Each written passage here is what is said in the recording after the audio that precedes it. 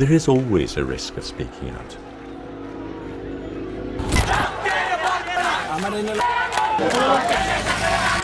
I think the role of a journalist is a difficult one. It's a battlefield here.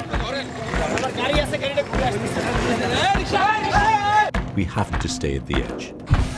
But if you stay too near the heat, you get burnt. If you take a step too far back, you become ineffective.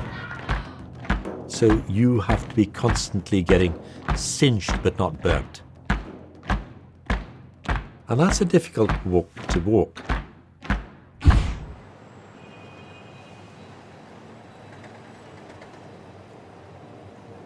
Bangladesh is my home. This is where I was born. I'm very much a citizen of the land.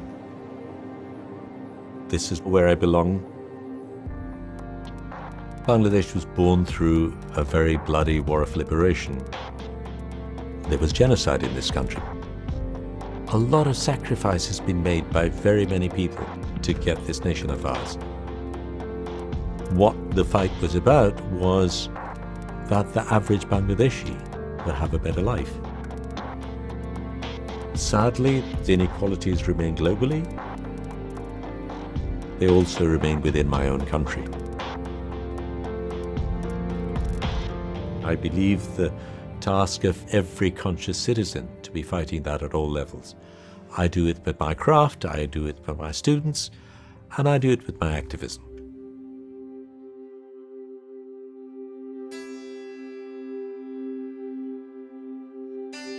We live in a very image-saturated world. They're very powerful, they're very convincing, and of course with photography there is this perceived veracity, which, while powerful, can also be damaging. I have nothing against Western photographers working in my country. I think my own inadequacies need to be seen, and there are blind spots we all have.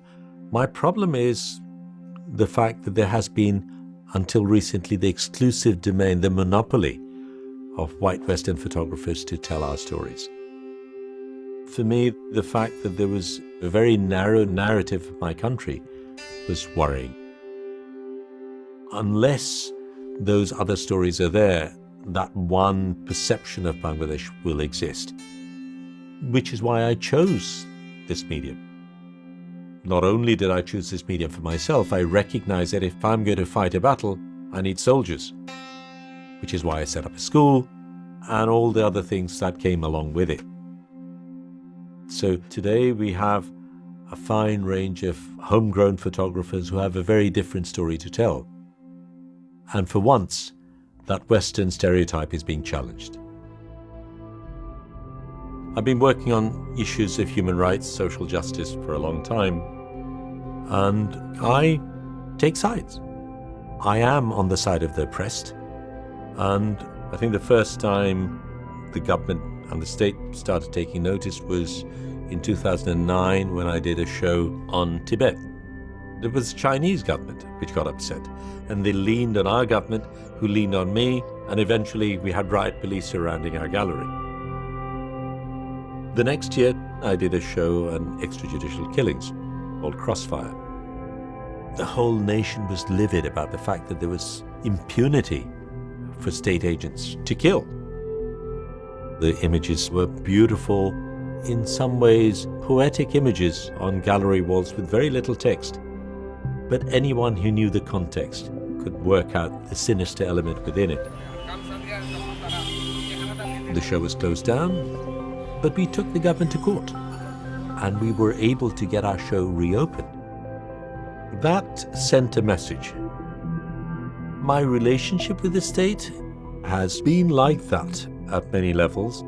And for me, what is very revealing was the more recent situation where I was taking pictures of the student movement, saying things that pretty much everyone said, but saying it publicly, saying it forcefully, and had the crosshairs located on me. Well, let's look at why road safety is such a sensitive issue in Bangladesh. More than 25,000 people had been killed on its roads. Well, joining us now via Skype from Dhaka is Shahidul Alam. He is a photographer and social activist. Bangladesh has road accidents like anywhere else.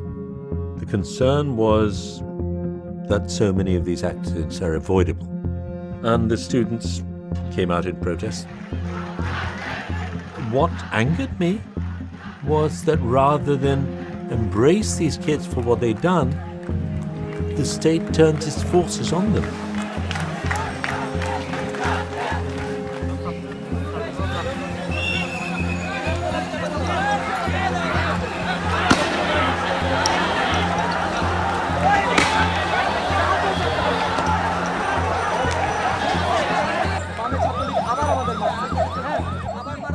This was history being made.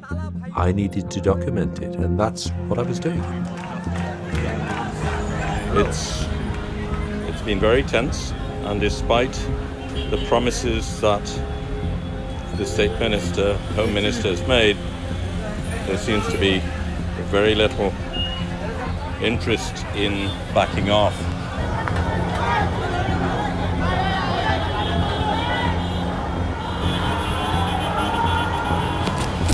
I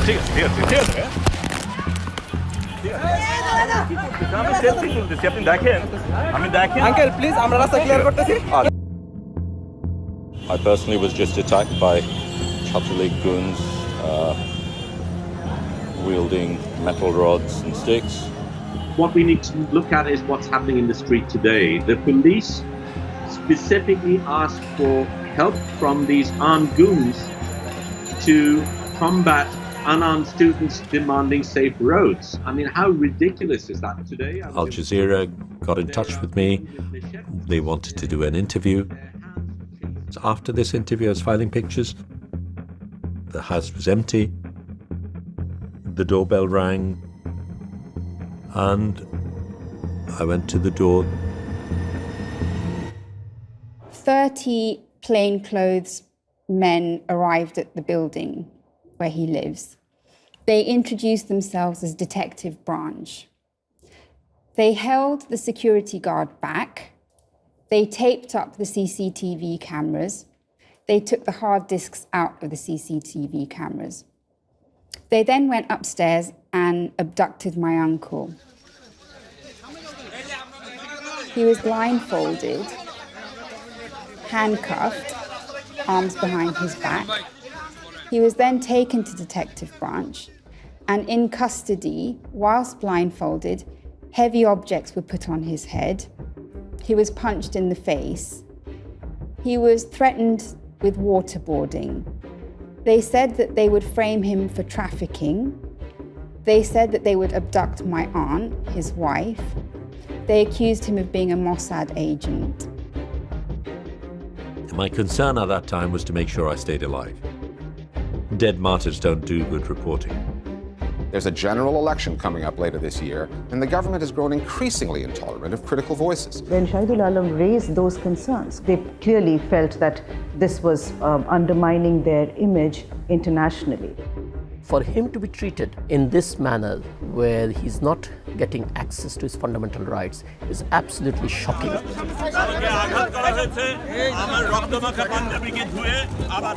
Another day, another protest in the Bangladeshi capital Dhaka, calling for the release of Shahidul Alam, one of the country's most famous photographers and social activists.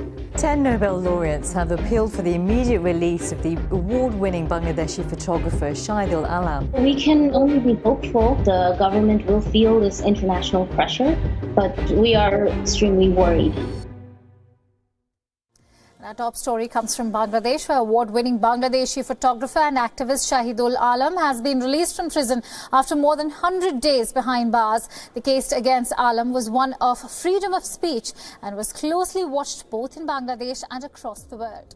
Shahidul Alam was freed from Dhaka. Thanks to the phenomenal movement within Bangladesh, across the globe, and the huge risks that people took to campaign for my freedom, I'm here, speaking to you today.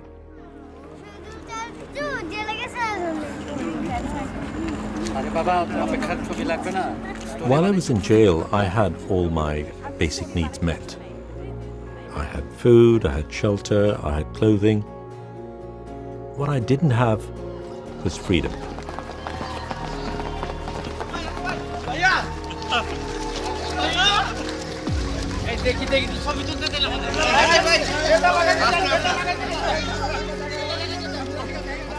The biggest punishment is to take away a person's freedom. If I do not have freedom of speech, if I do not have freedom of expression, if I cannot exercise my constitutional rights, I'm being deprived exactly the same way. Democracy is an elusive entity. It can be messy.